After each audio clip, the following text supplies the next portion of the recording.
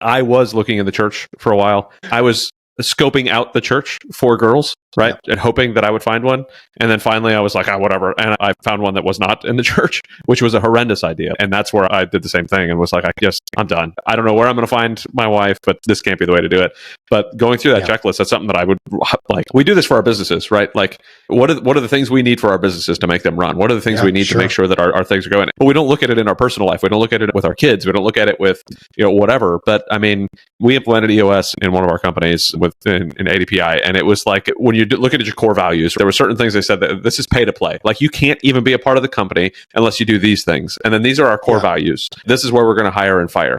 So there's got to be a list that you look at for your spouse. There's got to be a list that you look at. And I'm guilty of not doing this extremely well with the family, but these are the things that we have to do as a family. These are the things I have to look for in my spouse.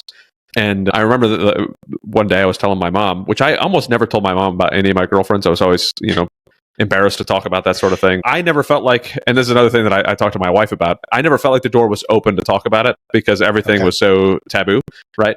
I just never did. And then finally I was like, I think I'm going to marry this one.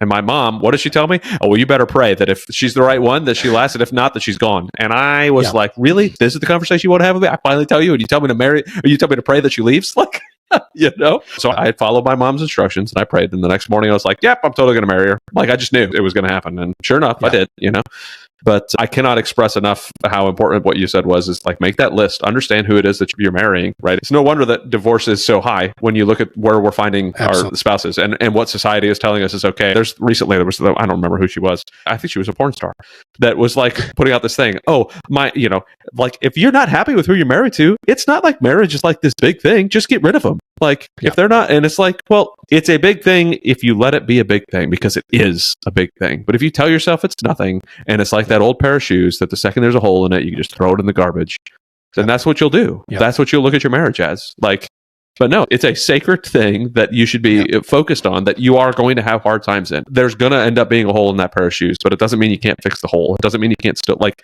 make it work. Like, that's why you got married. And if you have the right values up front and you have those right thought processes working together and that communication that we talked about, I still, again, as a Christian, think that like that alignment is extremely important. And, talk through those things, work on it, make sure that it's going the right way. And don't, like, society's going to tell you any number of things. And society's telling you it's right, it's probably not. Let's probably go the opposite direction.